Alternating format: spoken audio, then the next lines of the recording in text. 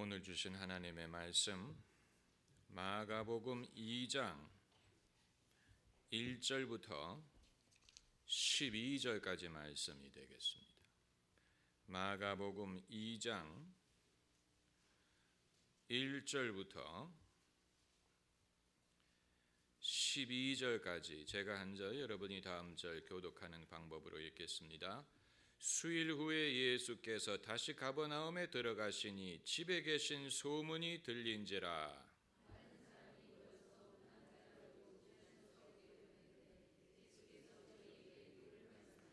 사람들이 한 중풍병자를 네 사람에게 메어 가지고 예수께로 올세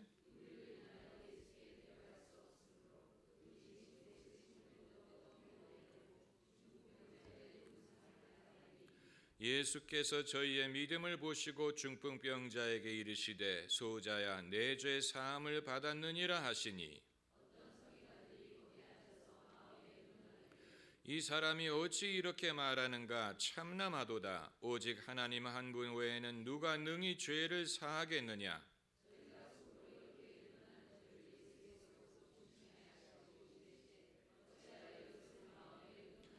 중풍병자에게 내 죄 사함을 받았느니라 하는 말과 일어나 내 상을 가지고 걸어가라 하는 말이 어느 것이 쉽겠느냐.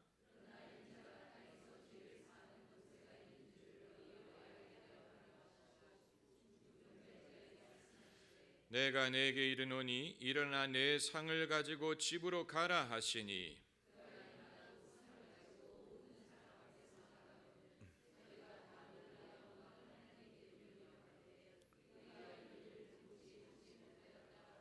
아멘.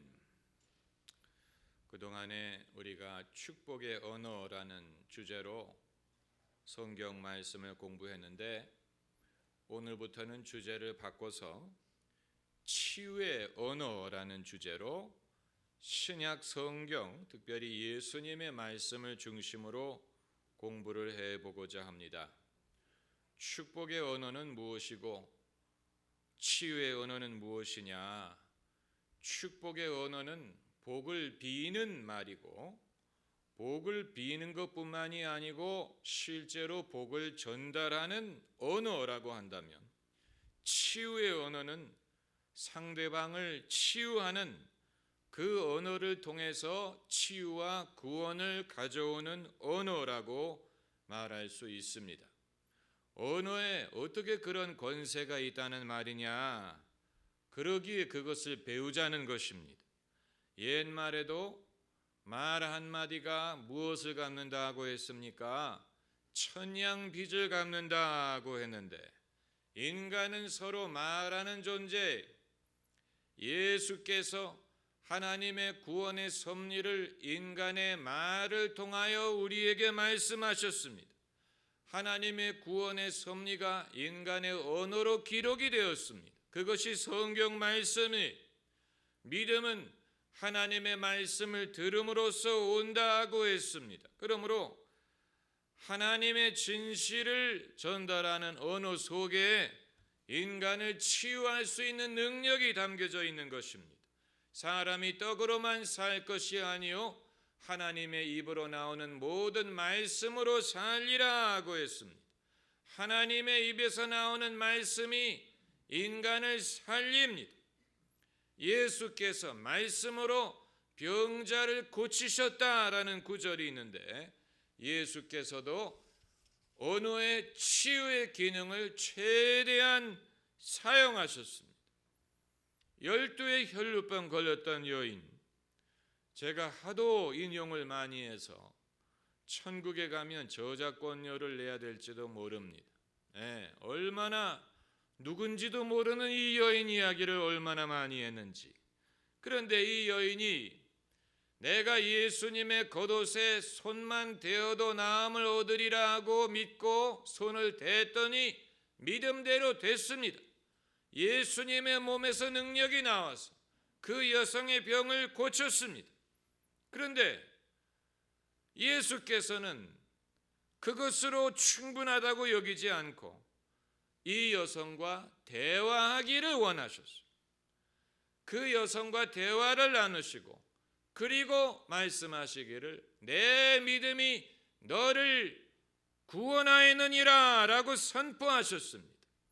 그렇기 때문에 치유라는 것은 물리적인 힘이 동원되는 것뿐만이 아니고 어떤 하나님의 능력, 은사가 물리적으로 동원이 돼서 사람의 신체적인 병을 고치는 것뿐만이 아니고 여기에는 인격적인 만남, 인격적인 대화가 수반이 되는 것입니다. 그러므로 이 여성이 이미 나음을 얻은 후에 예수님은 대화하기를 원하시고 그리고 내 믿음이 너를 구원하였다라고 선포하시기를 원하셨던 것입니다. 그것을 가능하게 한 것이 언어예요. 우리가 기독교인이 될 수 있었던 비결은 누군가를 통하여 예수님의 구원의 말씀을 들을 수 있었기 때문입니다. 종교적인 말을 들은 게 아니고 구원의 말을 들은 것입니다. 여기에는 엄청난 차이가 있어요. 우리는 기독교인이 되기 이전에도 종교인이었을 수 있어요. 거듭나기 이전에도 종교를 가졌을 수 있습니다. 교회를 다녔을 수 있습니다. 그러나 종교적인 언어를 듣는 것과 예수님의 구원의 말씀을 듣는 데에는 차이가 있어요. 교회 생활을 하면서도 종교적인 형식을 가지는, 그러나 정작 구원을 받지 못하고 치유를 받지 못하는 이유는 구원의 언어가 아닌 종교의 언어만을 들었기 때문입니다. 제가 어렸을 때 로마 카톨릭 교회 교황이 바오로 몇 세였는지는 기억이 안 나는데 바오로 몇 세였습니다. 이 요한 바오로 1세 이전의 교황이었던 분입니다. 제가 어렸을 때 성탄절이 되고 그러면 늘 교황이 전 세계를 향한 메시지를 발표하고 그것이 신문에 보도가 됐습니다. 그런데 그때 제가 교회를 다니기도 전에 신문에 보도가 된 교황의 메시지를 읽을 때마다 약간 이상하게 생각했던 것은 늘 한결같은 말을 하더라는 것. 세상의 전쟁이 그치고 평화가 오기를, 가난한 자들에게 소망이 있기를, 늘 이런 식의 이 세상을 향한 메시지를 전달하는 것을 보고 기독교가 이런 당연한 말을 하는 종교인가? 저는 이렇게 생각했습니다. 이런 말은 누가 못할까? 누구든지 이런 말은 하겠다. 당연한 얘기 아닙니까? 성탄절을 맞아서 세상의 전쟁이 그치고 평화가 오기를, 이런 말은 누구든지 할 수 있는 말인데 저는 이런 평이한 말을 교황이 가톨릭 교회를 대표해서 하는 것을 이상하게 생각했어요. 여러분, 도덕적인 교훈은 맞는 말이기는 합니다. 맞는 말이기는 해요. 틀린 말이 아니에요. 그러나 그것이 인간의 영혼을 구원하는 것은 아니에요. 우리가 누구에게 도덕적으로 살아라, 바르게 살아라, 옳게 살아라 이런 말을 할 때 옳은 말이에요. 그러나 그 사람의 영혼을 구원할 수 있는 말은 아닙니다. 여기에는 엄청난 차이가 있습니다. 오늘 본문에 예수님이 중풍병자에게 하신 말씀이 치유의 언어요, 구원의 언어입니다. 중풍병자에게 하신 첫 말씀이 무엇입니까? 소자야, 내 죄 사함을 받았느니라. 내 죄 사함을 받아라 말씀하지 않으셨어요. 내 죄를 회개하라 말씀하지 않으셨어요. 내 죄가 크도다 말씀하지 않았어요. 내 죄 사함을 받았느니라 선포하셨어요. 이 중풍병자가 죄 사함을 받기 위해서 온 것은 아니에요. 병에서 낫기 위해서 온 것입니다. 그러나 예수님은 이 사람의 병을 고쳐주시기 이전에 먼저 죄 사함을 선포하셨습니다. 그 이유가 죄가 병의 근원에 있기 때문이냐?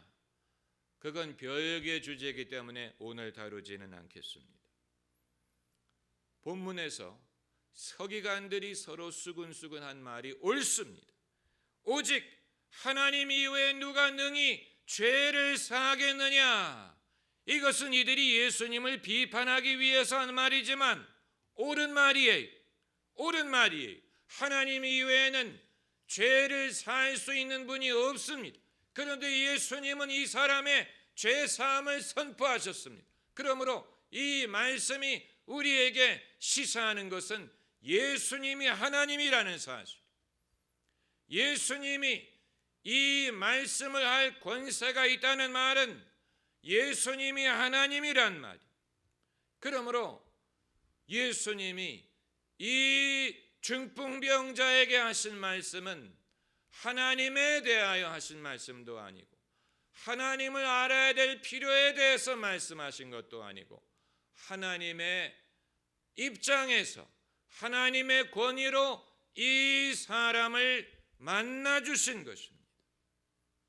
그래서 이 사람이, 이 중풍병자가 예수님의 말씀을 듣는 순간 이 사람은 자신의 죄를 사하시는 하나님을 만난 것입니다. 여러분, 사람을 치유하고 구원하는 언어는 지식을 전달하고 정보를 전달하고 또 율법을 전달하고 어떤 사람을 설득하고 이런 기능을 넘어서 그 순간에 하나님이 친히 이 사람에게 말씀을 하시는 그 사건이 발생할 때에 그때 그 사람의 영혼이 치유를 받고 구원을 받는 역사가 이루어질 수가 있습니다.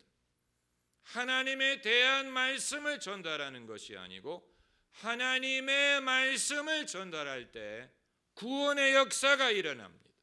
하나님의 말씀이란 말은 이 순간에 하나님이 그에게 친히 하시는 말씀을 대언한다는 뜻이 얼마나 귀중한 것입니까? 종교의 언어는 인간의 죄를 지적하고 인간의 모습을 비판하고 모순을 지적할 수는 있습니다. 기독교 문학이라는 것이 어려운 이유가 바로 여기에 있습니다. 이 시대에 진정한 기독교 문학이 얼마나 있는지에 대해서는 저도 잘 알지 못합니다. 그렇게 많지 않으리라고 생각합니다.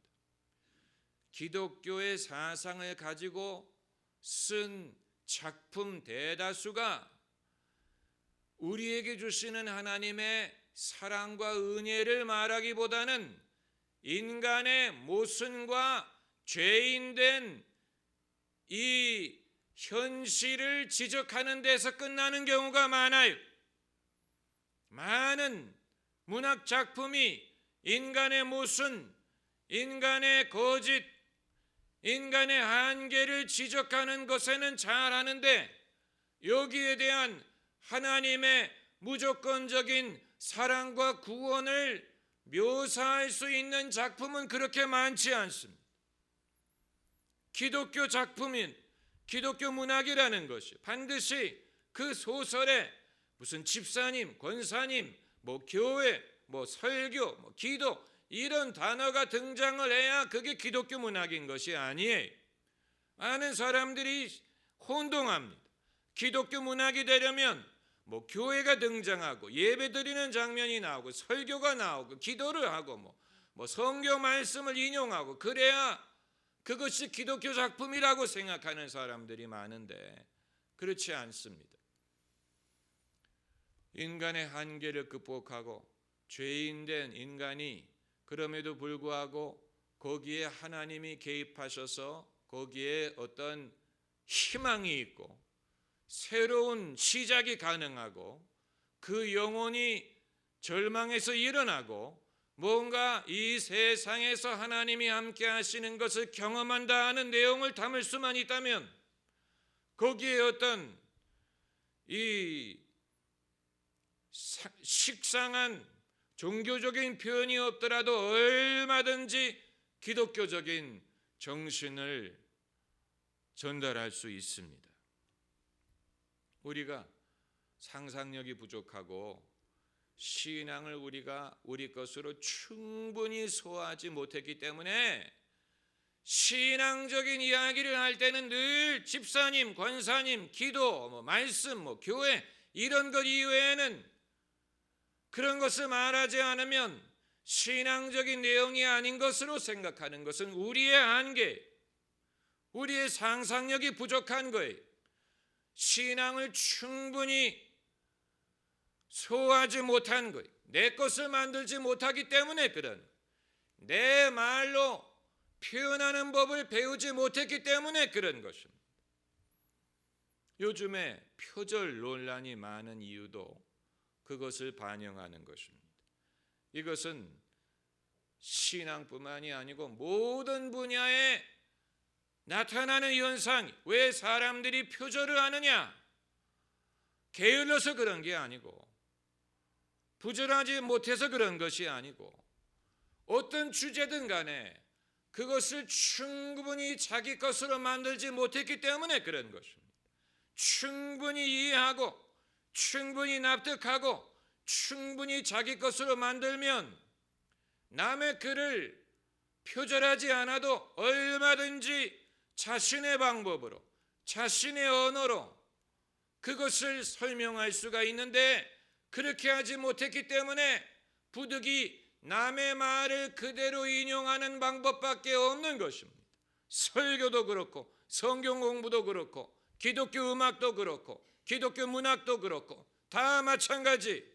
설교가 어렵다고 생각하는 사람은 신앙을 자기 것으로 충분히 소화하지 못한 것이고, 이 성경 말씀이 그 마음속에 충분히 용해되지 못했기 때문에 그런 것입니다. 그렇기 때문에 성경 말씀을 전한다고는 하지만 그것이 소화되지 못한, 아직도 사람들이 먹으면 체하는 이 이질적인 것으로 전달이 되는 것입니다. 자기 마음에 그것이 용해가 되면 쉽게 말할 수 있고, 한 가지 주제를 여러 가지 각도에서 말할 수가 있어요.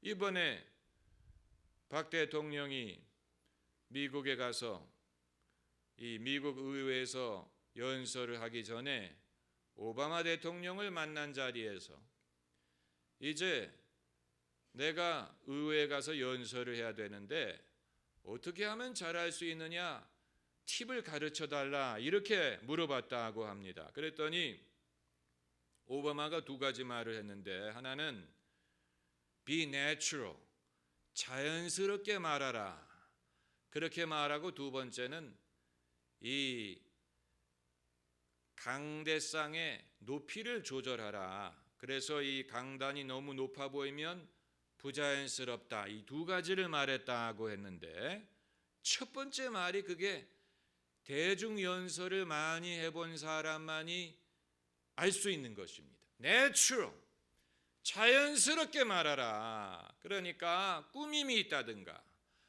일부러 유식하게 한다든가, 일부러 어렵게 한다든가, 그럴 필요가 없이 자기가 학생들에게 말하든 애들에게 말하든 교수들에게 말하든 외국인에게 말하든 친구에게 말하든 자신이 믿는 바, 자신이 확신하는 바, 자기가 자기 것으로 만든 생각, 철학, 이것을 말하게 되면 자연스럽게 말할 수가 있습니다. 할 말이 있으면 자연스럽게 말할 수가 있습니다. 할 말이 없으면 연기하는 것이 되어버리죠. 연기하는 것이 됩니다. 그렇기 때문에 많은 사람들이, 기독교인들이 모이는 자리가 되면 일부러 경건한 주제를 말해야 된다는 그런 압력을 받는 것 같아요. 그래서 목사와 같이 만나는 자리에서 일부러 신앙 얘기만 하는 성도들이 있어요. 목사님, 뭐 성경 구절에 이런 구절이 무슨 뜻이냐, 뭐 이런 식으로. 그런데 제가 느끼기에는 자기가 정말로 궁금하게 생각하는 게 아니고 목사를 만났기 때문에 종교에 대해서 얘기한다는 강박관념 때문에 하는 얘기. 저는 그런 것을 환영하지 않습니다. 그걸 정말로 알기를 원해서 물어보는 것이냐, 아니면 목사와 만났기 때문에 할 말이 없어서 그걸 물어보는 것이냐. 제가 성도님들에게 주문하는 것은 성도들끼리 만났다고 일부러 신앙 얘기를 할 필요가 없어요. 마음에서 우러나오는 말을 하면 돼요. 마음에서 우러나오는 말이 없으면 안 하는 게 나아요. 마음에서 우러나지 않는데 일부러 신앙 얘기를 하려고 하다 보면 그게 외식이 되는, 그것이 위선이 되는, 연기하는 거예요. 마음에서 우러나오면 얼마든지 할 수 있습니다. 지식의 말씀과 지혜의 말씀이라는 성령의 은사가 그런 식으로 역사합니다. 우리가 성령의 9가지 은사 중에 제일 잘 모르는 은사가 지혜의 말씀과 지식의 말씀. 있든 없든 무슨 병 고치는 은사라든가 예언의 은사라든가 무슨 방언의 은사라든가 그런 건 우리가 잘 아는데 지혜의 말씀과 지식의 말씀이 어떻게 역사하는지 모르는 기독교인들이 많아요. 그러나 여러분 중에는 이미 그 은사를 소유하고 사용하면서도 그게 그것인지 모르는 분들이 얼마든지 있을 수 있습니다. 우리가 누구와 대화할 때 내가 말하기로 계획하지 않았는데 그 순간에 상대방의 신앙적인 필요에 따라 내 마음에서 우러나오는 성령이 하게 하시는 말, 그것이 지식의 말씀이고 그것이 지혜의 말씀이에요. 그래서 상대방에게 힘이 되고 위로가 되고 상대방의 신앙을 올바로 지도해 줄 수 있는, 내가 책에서 읽은 것이 아닌, 내가 지식을 전달하는 것이 아닌, 아는 척하는 것이 아닌, 상대방에게 설교를 하려고 하는 것이 아니지만 그 순간에 성령이 우리의 마음을 통하여 말하게 하시는 적절한 말, 하나님이 그 사람에게 하게 하시는 말, 그것이 지식의 말씀이요 지혜의 말씀이. 왜 똑같은 현상을 2개의 은사로 설명하느냐? 약간의 차이가 있기 때문에 그래요. 지식의 말씀은 내가 평소에 알 수 없는 상대방의 숨겨진 사실을 드러내고 말하는 경우가 지식의 말씀이고, 지혜의 말씀은 도저히 해결할 수 없었던, 해법이 없었던 것에 대하여 하나님이 주시는 해법을 제시할 때 그것이 지혜의 말씀이에요. 그러나 둘 다 상대방에게 그 순간에 적절하고 하나님이 주시는 말씀을 내가 계획하지 않았는데, 내가 미리 준비한 것이 아닌데 그 순간에 성령의 감동으로 말하게 하실 때 그것이 지혜의 말씀이 될 수가 있고 지식의 말씀이 될 수가 있어요. 그러면 지식의 말씀이 숨겨져 있는 상대방의 상황을 내가 말하는 것을 알고 말하는 것이냐? 알 수도 있고 모를 수도 있어요. 그냥 나는 입에서 나와서 하는 말인데 상대방에게는 저분이 어떻게 이것을 알고 여기에 대해서 지금 말할까 깜짝 놀랄 수가 있지만, 나는 그게 뭔지 모르고 그냥 우러나오는 말이기 때문에 했을 경우에는 모르고 하는 말이고, 어떤 경우에는 저분에게 이런 문제가 있구나 하는 것을 알고 느끼고 말을 할 수도 있습니다. 그러나 내가 알든 모르든 지식의 말씀은 지식의 말씀이 될 수가 있는 것입니다. 여러분, 우리가 성도들의 대화 문화에 대하여, 결국 성도들이 교제한다는 것은 같이 대화하고 말을 들어주고 또 격려하고 같이 기도하고 예배하고, 그것이 성도의 교제가 아닙니까? 그러므로 성도들끼리 모였을 때 내가 과연 무슨 말을 해야 될까? 어떤 말을 하는 것이 상대방에게 도움이 될까 하는 것은 아주 중요한 문제고, 여기에 대한 심사숙고와 지혜와 경험과 그리고 훈련이 필요합니다. 제가 토론토에서 알던 어떤 목사님은 설교도 잘하시고 공부도 많이 하시고 여러모로 훌륭한 분인데, 그 교회 성도님들이 그 목사님에 대하여 상처를 입는 일들이 많이 있고, 그것이 소문으로 토론토 사회에 퍼졌어요. 그 내용이 이렇습니다. 성도들이 어떤 문제를 가지고 목사님을 찾아가면 목사님이 의뢰 이런 식으로 대답을 한다는 거예요. 기도하면 된다. 기도하시라고. 또 성경 말씀 읽으면 된다고. 성경 말씀을 읽으라고. 이런 식으로 대답을 하는데, 성도들의 응답은 그걸 누가 모릅니까? 그걸 몰라서 내가 찾아온 게 아닙니다. 성도들이 상처를 받는다. 맞는 말씀을 하시는 것인데 기도하십시오. 성도가 기도하지 않아서 그래. 기도하셔. 맞는 말씀인데.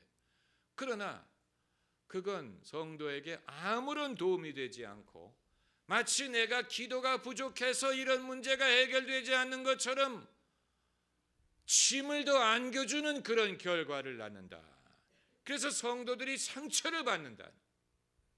여러분, 그러니까 그 목사님이 그렇게 대답하신 의도는 충분히 이해를 할 수가 있고 정답을 말하려고 하는 것은 알겠는데, 그러나 정답이 옳은 말이 상대방에게 도움을 주는 건 아니, 옳은 말이라고 상대방에게 치유가 되는 게 아니고, 여러분, 이 세상에 거울이 옳은 말만 한다고 생각을 해보세요. 거울아 거울아 누가 제일 예쁘냐, 뭐 그런 질문은 아니더라도 거울아 거울아 내가 오늘 어떻게 보이니? 그랬을 때 거울이 주인님 늙으셨군요. 주름살이 하나 늘었습니다. 흰머리가 더 많아졌군요. 주인님 뱃살이 더 나오셨어요. 이런 말을 한다면 그 맞는 말이에요. 맞는 말은 맞는 말이. 그러나 거울이 맞는 말만 한다면 사람들은 세상의 거울을 다 깨뜨려 버릴 것입니다. 그러니까 거울이 약간은 거짓말은 아니더라도 진실을 좀 더 받아들일 수 있도록 보여주기 때문에 사람들이 거울을 들여다보는. 거울이, 물론 거울이 그렇게 하는 건 아니지만 사람이 준비가 되기 전까지는 거울을 들여다보지 않는. 어느 정도 머리도 하고 수염도 깎고, 남자의 경우에는 머리도 빗고 여자의 경우에는 화장도 하고, 그리고 거울을 들여다볼 때 집 밖에 나갈 수 있다. 이렇게 하기 때문에 사람들이 거울을 들고 다니는 것이지, 거울이 늘 바른 말만 한다고 생각해 보세요. 당신은 얼굴이 좌우대칭이 아니라는 등 바른 말만 한다고 생각해. 그러니까 성도들끼리 대화할 때에도 바른 말만 하는 것이, 그게 도움이 되지 않는 것. 당신 죄인입니다. 누가 모릅니까? 당신 죄인이라. 당신은 문제가 많다. 누가 모르냐고. 그거 내가 다 알아. 그 말을 들으려고 성도를 만나는 건 아니에요. 내가 죄인이라는 사실은 이미 알고 있는 거예요. 만약에 교회가 해줄 수 있는 말이 바른 말뿐이라면 그건 이미 사람들이 알고 있는 것이죠. 당신 기도해야 된다. 당신 더 열심히 믿어야 된다. 당신 더 정신 차려야 된다. 누가 모릅니까? 교회가 해줄 수 있는 말이 그것이 다라면, 그것은 하나님이 그 사람에게 하시는 말씀은 그 차원을 넘어선다. 그걸 말씀드리는 것입니다. 그래서 오늘 본문에서 예수님이 이 중풍병자가 무슨 회개를 했습니까? 무슨 종부성사를 했습니까? 고해성사를 했습니까? 아무것도 안 했어요. 이 중풍병자가 온 것은 자기 친구들에게 몸을 맡기고 상에 누운 채로 예수님께 나온 것밖에는 없는데, 예수님이 당신만이 하실 수 있는 말씀을 그 사람에게 한, 소자야 내 죄 사함을 받았느니라. 왜 이 말씀을 하셔야 했는지는 본인과 예수님만이 아십니다. 남들은 그거 이해하지 못했어요. 왜 이 말씀을 하셔야 했는지는 당사자와 예수님만이 아시는 것. 그래서 이 말씀을 하실 때 중풍병자가 왜 저런 말씀을 하시지? 내가 죄인이라는 얘기인가? 내가 회개할 죄가 있었다는 얘기인가? 이렇게 생각하지 않았어요. 예수님이 그 말씀을 하실 때 그 순간에 이 병자는 하나님이 지금 나에게 말씀하신다는 것을 깨달았어요. 아주 귀중한 것입니다. 오늘 본문 상황에 그러므로 우리가 치유의 언어를 어떻게 더 경험하고 교회와 우리의 섬김 속에 치유의 언어가 역사할 수 있는가를 알려면 몇 가지 본문에서 치유의 언어가 역사할 수 있는 여건을 찾아볼 수 있습니다. 첫째는 예수님이 함께 하셔야 됩니다. 이 본문 1절에 수일 후에 예수께서 다시 가버나움에 들어가시니 집에 계신 소문이 들린지라. 예수님이 집에 계셔야 돼. 빈 집이 돼서는 안 돼. 예수님이 집에 계셔야 돼. 예수님이 계시지 않으면 허사해. 사람들이 임의로 모이는 것으로 끝나서는 안 되고 그 가운데 예수님이 함께 하셔. 예수님의 임재와 예수님의 은혜가 그 가운데 함께 있어요.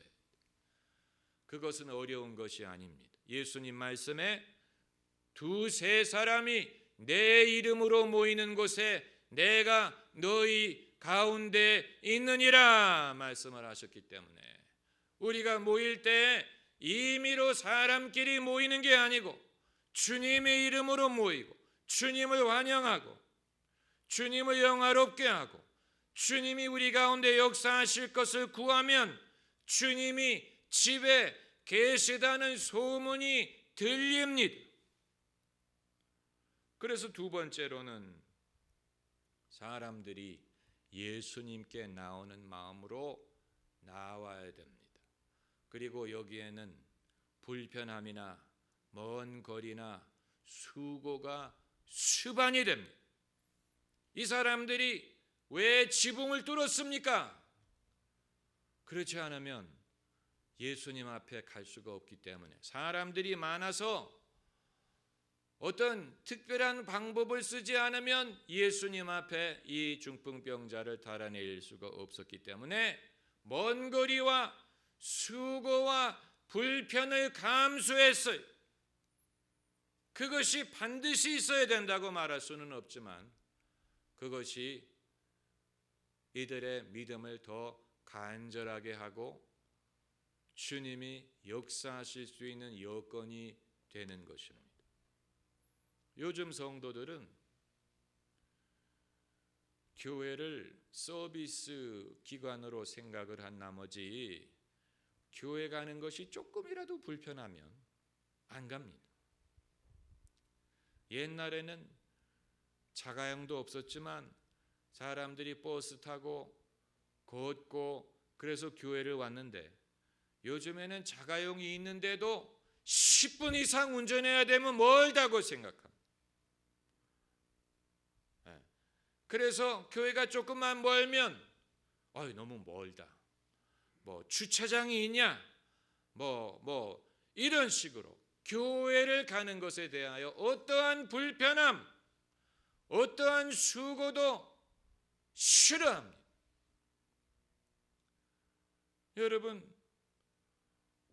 여러분 중에는 그런 사람이 없으시기를 바랍니다.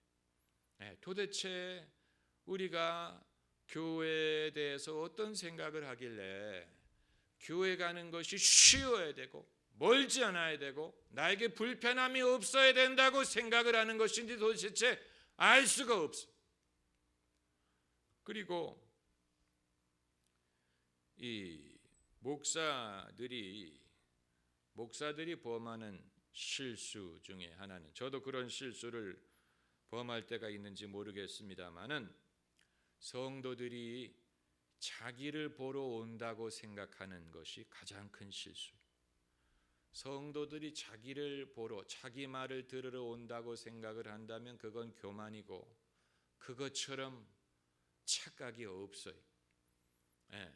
예수님이 계시다는 소문을 듣고 예수님을 만나기 위해서 오는 것이고, 목사의 말을 듣더라도 목사의 말을 통하여 예수님의 말씀을 듣기 위해서 오는 것이지, 목사를 만나기 위해서, 목사의 말을 듣기 위해서 오는 것이 아니. 마찬가지로 성도님들의 입장에서도 내가 목사를 보고 목사의 말을 들으러 간다라고 생각하면 안 돼요. 근데 많은 사람들이 목사도 성도들이 나 보러 온다라고 생각하고, 교인들도 목사님 보러 간다. 서로 죽이 맞는 거예요. 그러니까 서로 이 미련한 데에는 죽이 맞는 거예요. 그래서 하나님의 역사가 일어나지 못하는 거예요. 서로 분별하지를 못하는 거예요. 그리고 이제 세 번째는 주님이 보실 만한 믿음이 최소한 있어야 됩니다. 5절 말씀에 예수께서 저희의 믿음을 보시고, 지금 치유의 언어에 대해서 말하는 것이 아닙니까? 치유의 언어가 역사하기 위해서 필요한 여건을 말씀드리는 것입니다. 최소한의 믿음이 있어야 돼. 주님이 보실 수 있는 믿음이 있어야 돼. 믿음이 어떤 물리적인 것이냐? 아니, 영적인 것입니다. 그렇기 때문에 예수님은 보실 수가 있는, 사람은 못 보더라도 예수님이 보실 수 있는 최소한의 믿음이 있어야 돼. 그래서 예수님이 다른 건 몰라도 믿음을 보셨다 그랬어요.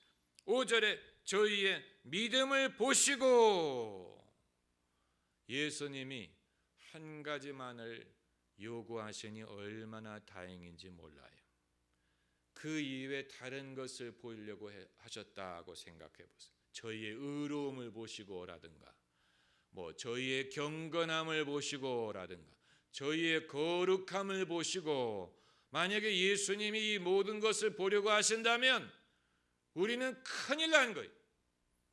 우리에겐 소망이 없는 거예요. 주님에게 보여드릴 만한 거룩함, 주님에게 보여드릴 만한 의로움이 없기 때문에. 그러나 주님은 한 가지만을 보십니다. 무엇을 보세요? 믿음을 보시고, 믿음이 없이는 하나님을 기쁘시게 하지 못하나니. 다른 건 없더라도 믿음이 있으면 돼요. 다른 건 없더라도 믿음은 있어야 돼. 그래서 주님이 믿음을 보셔야 돼. 그리고 중풍병자에게 이르시되 소자야 내 죄사함을 받았느니라.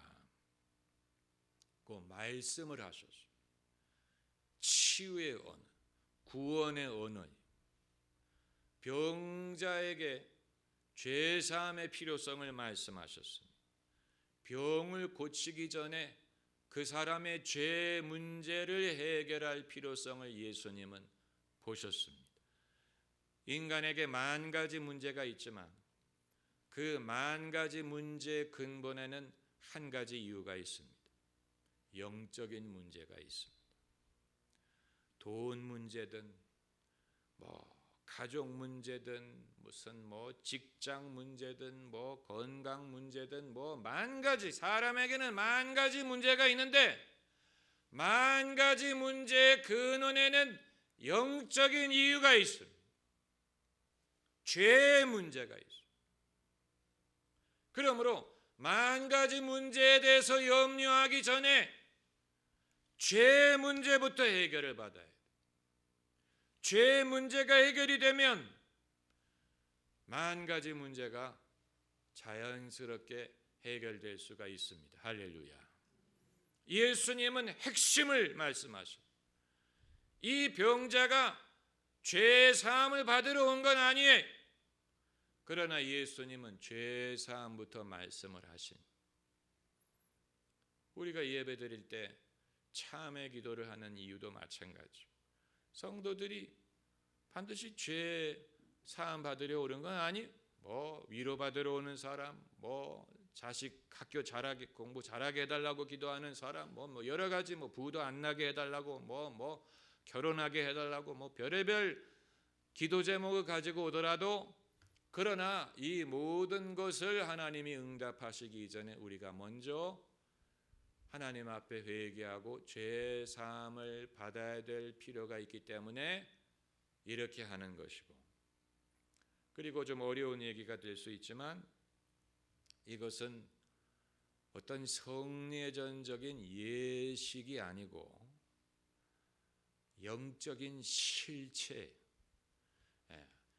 예수님의 권위와 하나님의 말씀과 성령의 감동으로 이루어지는 것이지 어떤 예식을 통해서 이루어지는 것은 아니에요. 무슨 뭐 신부님이 성부와 성자와 성령의 이름으로 내 죄를 사하노라 하는 어떤 예식을 통해서 이루어지는 것이 아니고, 이것은 영적인 실체, 하나님의 말씀과 예수님의 권위와 성령의 감동을 통해서 이루어지는 것이지, 만약에 그런 역사가 없이 형식을 한다고 이루어지는 것은 아니라는 얘기, 무슨 말인지 아시겠죠? 그런데 많은 기독교인들은 그런 영적인 실체를 어떻게 경험해야 되는지를 알 수 없기 때문에 이 귀중한 것을 성례전이라는 예식으로 축소시킬 면이 있어요.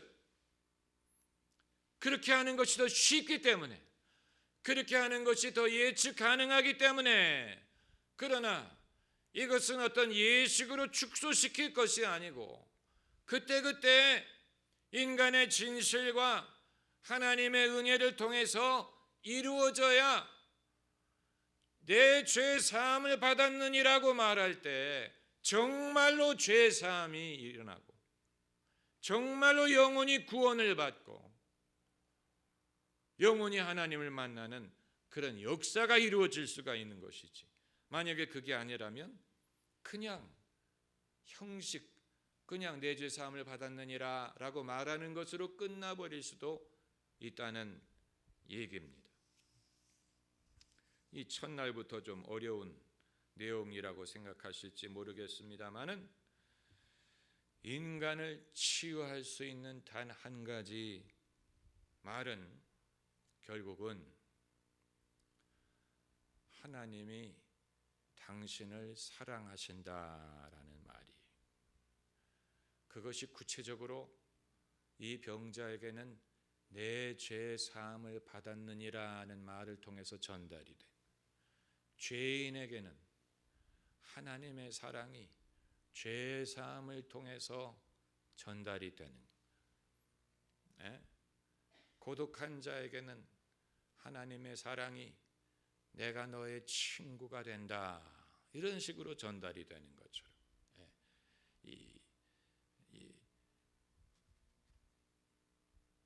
내가 당신을 사랑합니다라는 말을 들으러 교인들이 나오는 게 아니에요. 그건 전혀 불필요한 얘기입니다. 제가 여러분에게 집사님, 저는 집사님을 사랑합니다. 아마 그 말 들으러 나온 게 아니에요. 여러분, 제가 말씀드리는 의도를 아시겠죠? 그런데 많은 성도들이 그런 식으로 생각하고 교회를 나와요. 저 교회는 사랑이 없다. 왜 그렇게 생각합니까? 성도님, 우리가 당신을 사랑합니다 이 말을 안 해주기 때문에. 그래서 교회가 사랑이 없대. 저 교회 가면 사람들이 막 불친절하대. 그럼 어떻게 해야 됩니까? 어서 오시라고. 사랑합니다 이 말을 들으러 나오는 게 아니잖아요. 무슨 도움이 됩니까 그게? 예? 여러분, 내가 여러분을 무슨 도움이 됩니까 그게? 예? 부모가 자식에게 얘야 엄마는 너를 사랑한다 그 말이 충분하지 않기 때문에 가출을 하는 애들인데 무슨 도움이 됩니까 그게? 제 말이 무슨 말인지 아시겠죠? 그런데 많은 사람들이 오해를 해. 교회가 사랑이 없대. 왜냐하면 교회가 사랑한다는 말을 안 해주니까. 뭔가 심각하게 오해하고 있는 거예요. 교회가 사랑이 있고 없고가 중요한 게 아니고 하나님이 나를 사랑하시느냐가 중요한 거예요. 하나님이 나를 사랑하시는 것을 알면 하나님의 사랑이 교회를 통해서 전달이 되는 게 중요한 것이지, 그 교인들이 나를 사랑하느냐가 중요한 게 아니에요. 그걸 받으러 나온 게 아니에요. 교인들의 사랑은 별로 도움이 안 돼. 무슨 도움이 돼요 그게? 고맙지만 그거로는 부족하다. 부족하지요. 그거로 부족해. 그게 내 영혼의 깊은 외로움을 위로해 줄 수 있는 건 아니에요. 남자친구도 위로해 줄 수 없고 남편도 위로해 줄 수 없고 부모님도 위로해 줄 수 없기 때문에 교회를 나온 거예요. 사람의 사랑으로 위로가 됐으면 안 나왔을 거예요.